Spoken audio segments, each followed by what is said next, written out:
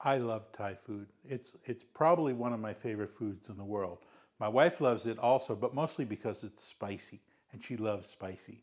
I don't love spicy as much, but I can handle some spice, and I like the taste of Thai food. Well, one of my favorite Thai foods in the world is a soup called Tom Kha Gai, and that is a chicken coconut spicy lemongrass soup. And it's one of the classic soups of Thailand. And whenever I go out to a Thai restaurant here in California, I actually wind up ordering Tom Kha Gai as the start of a meal. Well, you can also make it at home.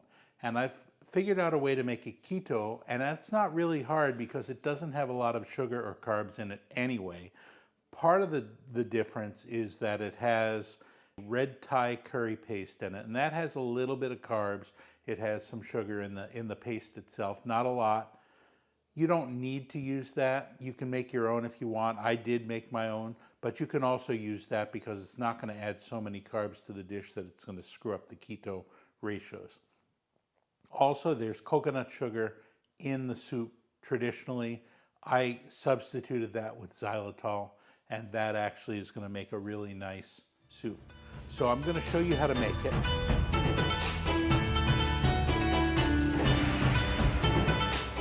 I was in Thailand the first time in 2006, which is 15 years ago, and that's kind of scary, but I can deal with that. Anyway, when I was there the first time, I took a Thai cooking class, and one of the first things they taught me how to make was Tom Kha Gai. So I am going to show you how to make it keto, and it's going to be delicious. You start out with something that's in virtually every single Thai dish you've ever had, lemongrass. Lemongrass gives a really strong, citrusy, grassy flavor to this. And so we'll go ahead and we will take the lemongrass and beat it up.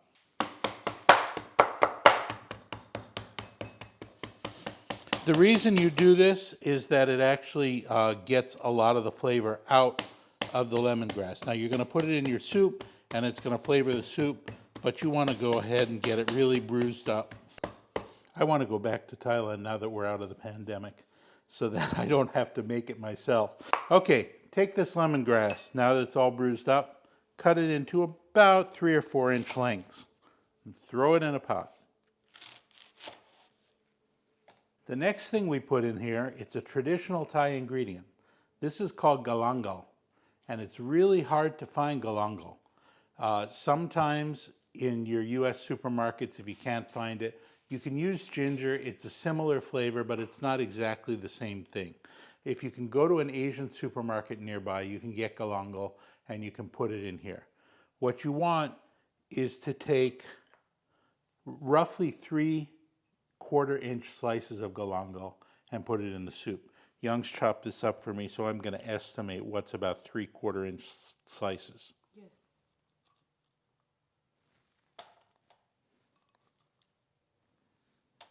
There we go. Also take a half an onion, chop it up, put it in the pot. The original recipe calls for 2 cloves of of garlic, and I'm going to put in 3 because I really like the taste of garlic.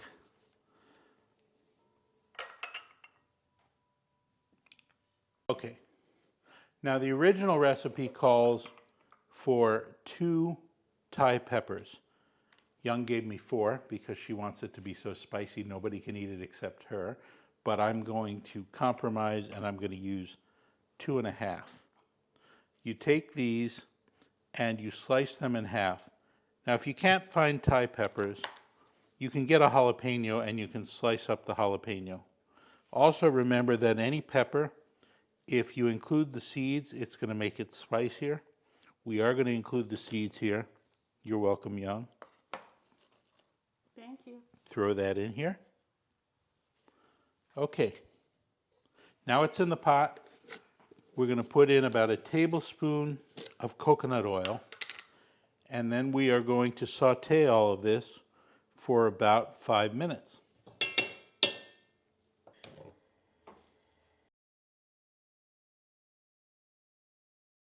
Now it's just heating up. It has not been 5 minutes yet, but you want to put 2 teaspoons of red Thai curry paste. Now you can buy this in most supermarkets in the US, or you can make your own if you want it to be sugar-free. I made my own.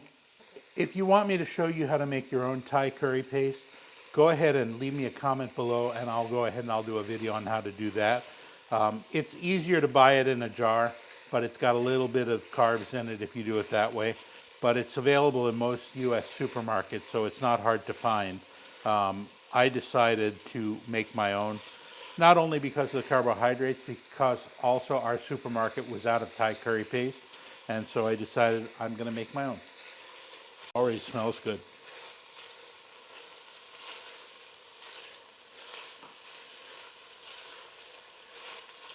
Okay, so this has been cooking for about 5 minutes. It smells wonderful. I could just eat this like this. Of course, if I did, it would taste terrible. But it's great as a soup base. So the next thing you want to do, because you're making yourself a nice soup, is you're going to pour in chicken stock. And I'm using an entire quart of chicken stock. That's what you need. And then you want to let it boil for 30 minutes. Now, interestingly, Tom Kha Gai, Kai means chicken. I learned how to do the Tom Kha Gai. I also learned how to make Tom Yum Goong, which is another Thai soup that's very classic. Kai means chicken, or gai, depending on how you say it. Kung means shrimp. The difference between a Tom Kha Gai and a Tom Yum Goong is that there's coconut milk in the Tom Kha Gai. So I'm assuming that Ka means coconut, but I don't know for sure. And I'm assuming that Tom means soup, since the name's in both of them. So this is a chicken coconut soup, Tom Kha Gai. And Tom Yum Goong is a shrimp soup with, it's like a hot and sour soup. Anyway, it's really good. You're going to love it when it's done. You can make it. If you haven't had it at a Thai restaurant, you might want to go there and see what it's supposed to taste like first.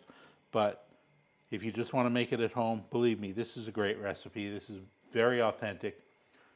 One of the things I'm not using in here is kaffir lime leaves. And kaffir lime leaves is a real standard ingredient in a lot of Thai cooking. Nowadays, people are not using the word kaffir in that, because kaffir it's a really negative, it's like the N-word in South Africa. So people are trying to take the word kaffir out of the name, and they're just calling it lime leaves or Asian lime leaves or whatever. Doesn't matter. We don't have them in our markets around here. So what I'm going to do instead is I'm going to add in a little bit of lime zest, which also gives that same citrusy flavor. Now we're getting more and more subscribers as we continue on with this. I want to thank you all for subscribing. We really appreciate it. It's helping us out. We're trying to grow the channel. We're trying to make it interesting for everybody. I'm trying to give you guys interesting information as well as really good recipes. And so the more you subscribe, the better chance our channel has to grow. And even more important than subscribing, I'm assuming, you know, a few hundred of you have already subscribed. If you hit the thumbs up button, it tells YouTube that this is a worthwhile video, and it will display it to other people who will then watch, and we'll get lots of views. And the more views we have, the better our channel is at growing. So please, give us a thumbs up. If you really like some of our videos, go ahead and subscribe. It doesn't cost anything, and it really helps us. Thank you. All right, it's been cooking about 30 minutes. Smells wonderful. All right, now the recipe calls for removing all of these aromatics out of the soup before we do our next step. In a lot of Thai restaurants, the aromatics are left in the soup, and if you remember, you get it in a bowl and you got the lemongrass and you get all of that. I'm fine with it. Young's afraid of having to bite into a piece of lemongrass. So we're going to go ahead and we're going to take the aromatics out, but I'm not going to strain it like the recipe calls for. I'm just going to take as many of them out as I can.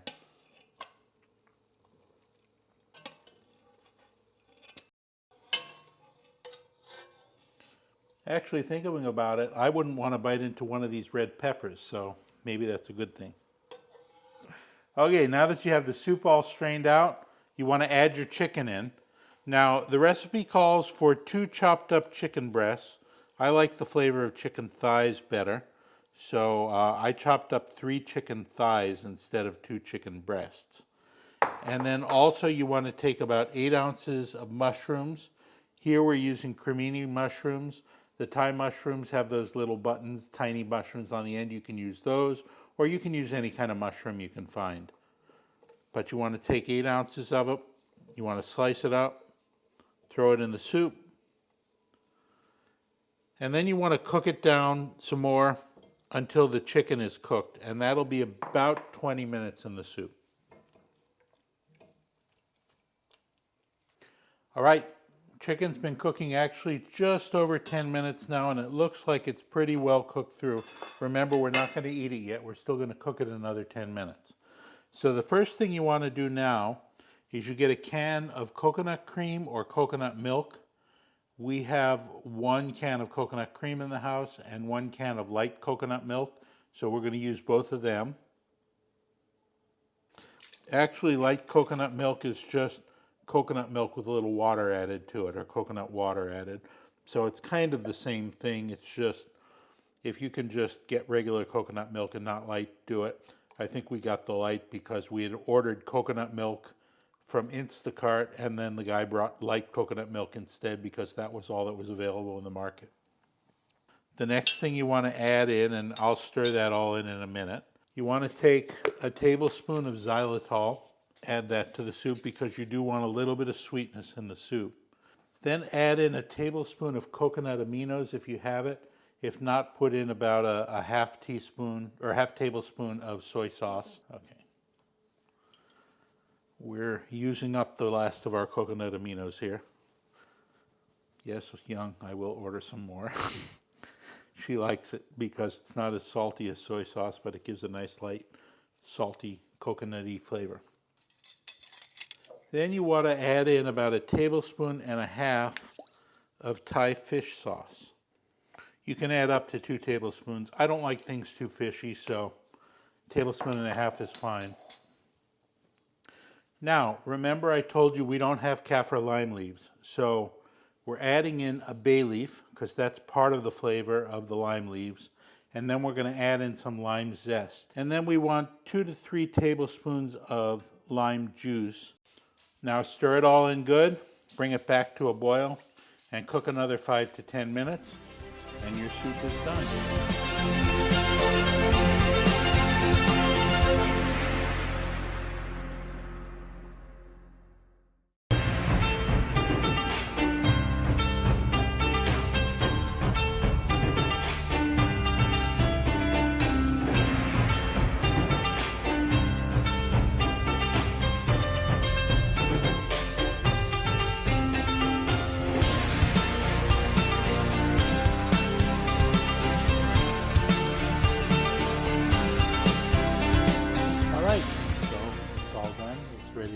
I'm quite hungry. This is going to be my lunch. We've got on here, we decorated on the top with a little bit of cilantro, a little bit of green onion, and some sliced up chili peppers. I may avoid the chili peppers, but I'll have the rest.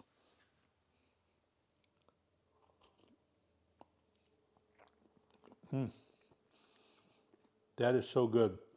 You get the sweet and the sour flavor. You have the coconut. You have the rich chicken, you have the mushrooms, the tanginess from the lime. This is really good. It's going to make a wonderful lunch. Sawadi krap.